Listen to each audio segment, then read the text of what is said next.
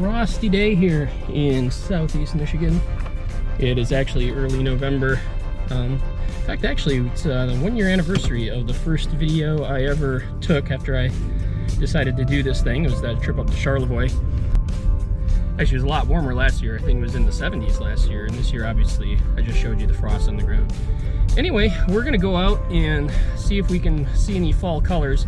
It's been a really weird fall as far as colors go.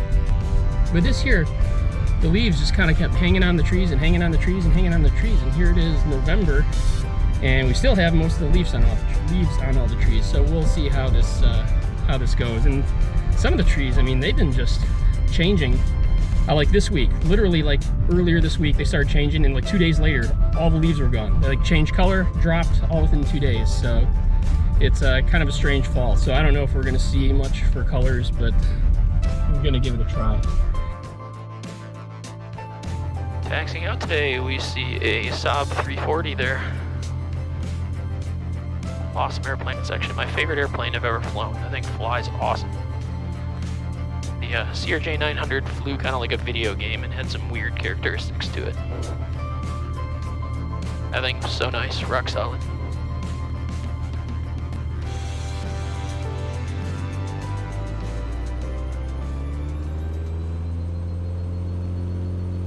Power's full, engine instruments are good, airspeed's alive, coming up on rotation speed. And here we go. Positive rate, you're coming up. 9 miles an hour, flaps up.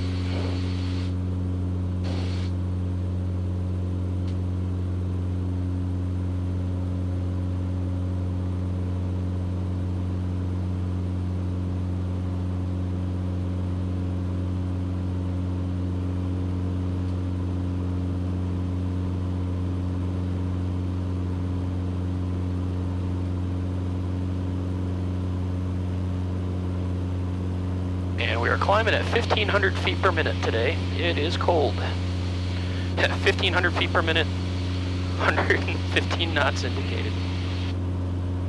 That's how you know it's a cold day out.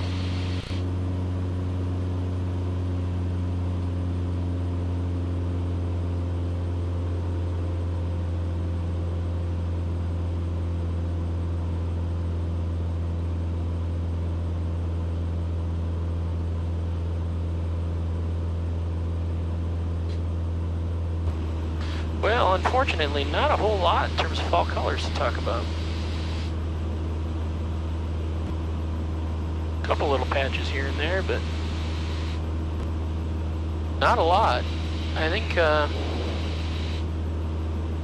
maybe either we missed it. Well, there's some over here that have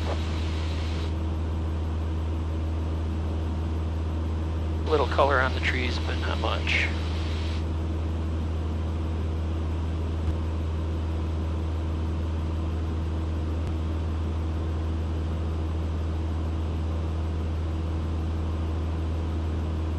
Just a few bits of colors here and there.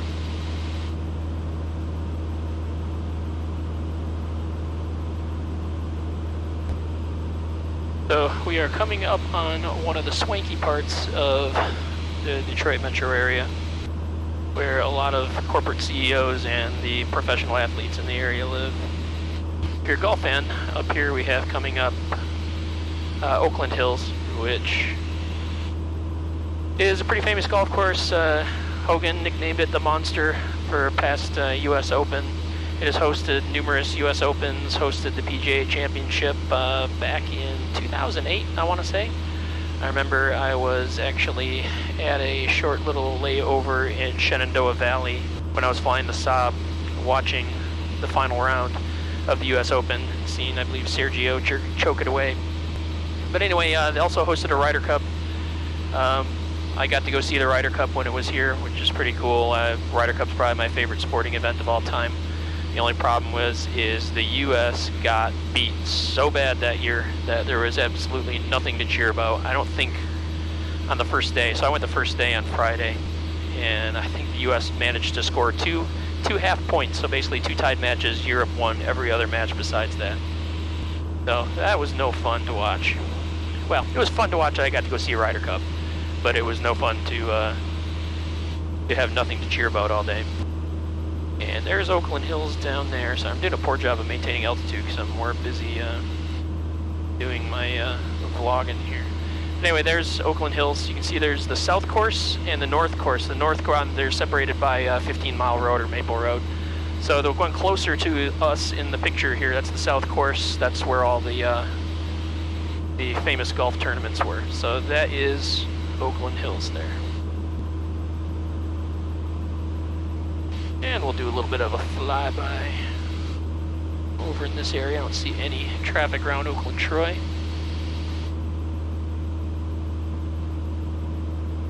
More there. There we go. There's a nice view of Oakland Hills. And that big water hole you see right there, it's the famous signature 16th hole.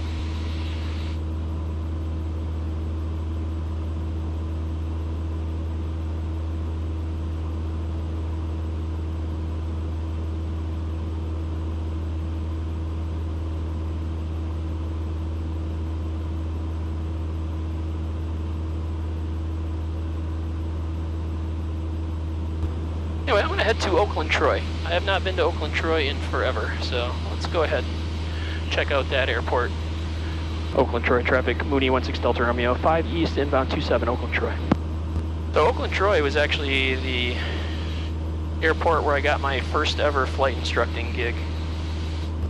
I think I instructed there for right around 1 year while I was still working the day job back then. When I moved over to Michigan Flyers in Ann Arbor, I quit my job, my day job, to do that, and that's where I instructed full-time. This was just kind of a part-time gig. So one of the cool things about Oakland Troy is actually also the first place I ever got any turbine time in. They had a citation, and by citation, it's the original citation, the C500, not a citation, before the Citation 1.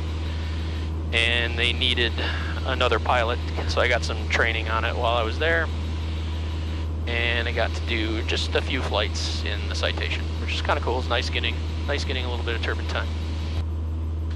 Also, Oakland Troy is where I got my Cirrus checkout, because the flight school where I instructed had 2 Cirrus SR-20s, some of the original ones.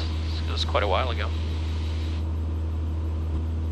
Oakland Troy traffic, Mooney 16 Delta Romeo, extended left downwind 27, Oakland Troy.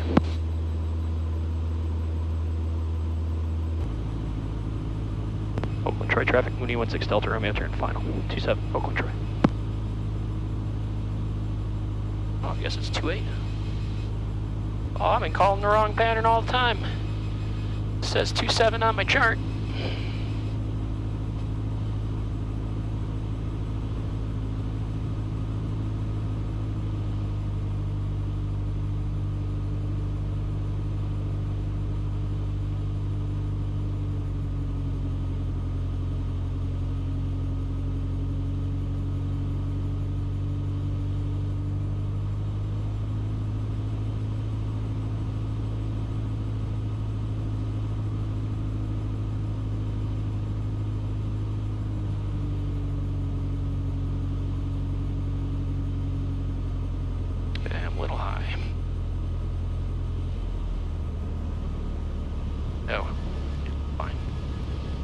Alright, undercarriage down.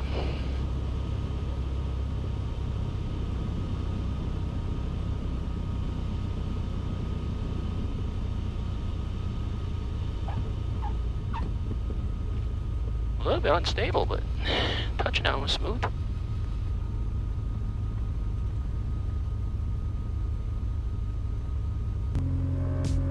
Well, that's it for this leg. Don't know if I will be turning this into a single video or 2 videos. If this is it for the single leg, and we made it to Oakland Troy, taxi down, get reset up, and take off.